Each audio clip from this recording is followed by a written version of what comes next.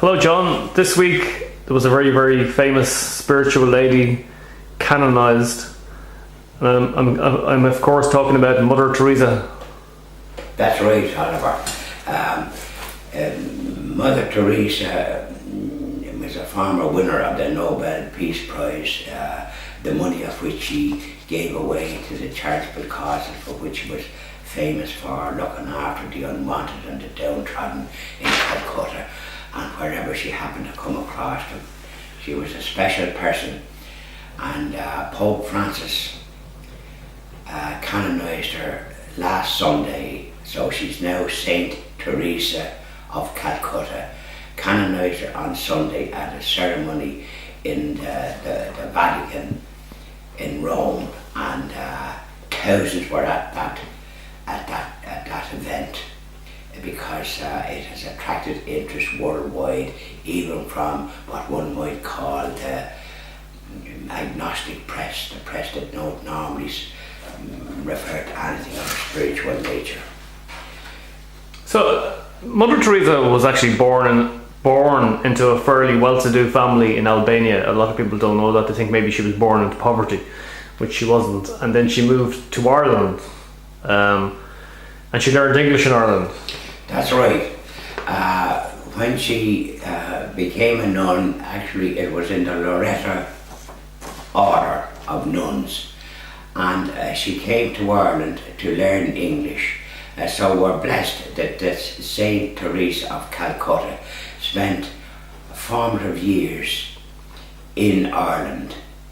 At the time she came, Ireland was a strongly practicing Catholic country in which the majority of people that were fortunate to be baptized Catholics, christened and made their confirmation, their Holy Communion confirmation, attended Mass, and there was often 3 and 4 Masses in most towns and parishes, with a parish priest and 2 or 3 curates. So when she came to Ireland there was a different country in many ways with the practice of the Catholic faith than it is today. So, when she came to Ireland, she never seen her mother or her sister again. So that must have been very difficult. Well, it certainly was. In human terms, it was a high price to pay for the vocation that she later took up, looking after all the unwanted people in Calcutta that had various diseases of a very severe order. It is said that she got some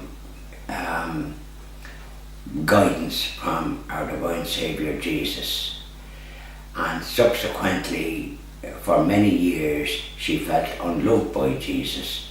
She had this strong vocation to look after it, but she did it out of the kind of goodness of the person that she was. She was a very small person, no more than 5 foot, but it's often said great goods in small parcels. Yeah, she was a teacher for about 15 years. She taught geography and history, but she was distressed by all the poverty she's seen around her, and that's why she decided to go to Calcutta. That's right. Well, that's when she had this apparently conversation with her divine Saviour Jesus, a kind of something very extraordinary that has been said, probably not referred to much in the media in this country of Ireland. They don't seem to sort of go into details in this area. But one thing that she said, and that I found very interesting in many ways, she said the greatest poverty today is to be unwanted. And I think this refers, in my opinion, particularly in Ireland today, and perhaps in other countries as well, particularly Catholic countries. We now have the question of the pro-choice, pro-abortion brigade, Amnesty International and various other organs advocating abortion and calling it pro-choice for women, and talking about the abolition of Amendment 8, concentrating on something that is looks as if it's not that important. There has already been a referendum in Ireland to protect the mother and child, one of the few countries in Western Europe that protects both mother and child, with an enviable record in doing both. We'll come back to that in a minute, John. I want to ask you about the process of canonization. You have to perform miracles in your lifetime. Well, is that true? She was blessed before she was canonized, and I think before that she was venerable. The thing is that a person of the Christian, Catholic and Christian virtues that Mother Teresa displayed are the type of virtues that very holy people are able to involve themselves in and do. As a matter of fact, there's a book written at the present time about all the unsung saints that we never hear anything about. I mentioned it in some other video, and a particular author. It's a recent book. I think there's about 971 saints that we never hear tell of, people that have done marvellous work. This author, by the way, was an associate of Dorothy Day, the famous Catholic worker who established the Catholic workers movement in the United States of America. Now, to answer the question, by the way, that you've asked about Mother Teresa or Saint Teresa of Calcutta, about miracles, generally speaking, when a person is made a saint, as Saint Teresa is, Catholics and Christians can intercede with her for favours that they might need by way of, perhaps if they have bad health or are about to undergo serious operations or some other event in their lives, or perhaps their faith has been dissipated and they're no longer in practicing their Catholic faith or their Christian faith, as the case might be. Prayers to Saint Teresa of Calcutta could very well be the vehicle that would bring one back and help one in to face any difficulties as regards operations or what have you that a person might undergo, or perhaps their faith has been lessened or what have you, and they're trying to keep in touch with what they were brought up in. You mentioned the word intercede. What do you mean by that? Well, intercede with our divine Saviour Jesus in heaven and all the angels and saints that are situated in that happy and desirable place. This is the objective. This is what has been in the Gospels, the New Testament down the years, that the riches of the world, if a man even gained the whole world and lost the soul, he's lost everything.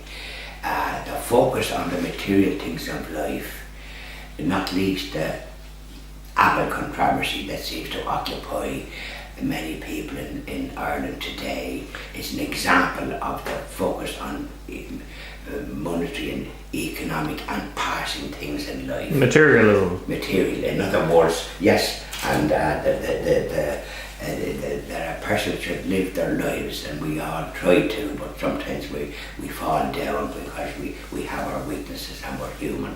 But the aim is to try and live in such a way because eventually you will depart this life, and so lay up, as our divine Saviour Jesus said, lay up store in heaven rather than earth, which is passing, and it'll rot, thieves might steal it and all the rest of it. So there's great guidance there for the person to keep their feet on the ground and just try and look after both their welfare, so as they're able to earn an income, and also to cater for their spiritual needs. I just want we mentioned Amnesty International, which is actually backed by, is it Soros? Yeah. He's a business billionaire, but I just want to ask you, what do you think Mother Teresa might think of Amnesty International? Well, she would think very little and very bad at it.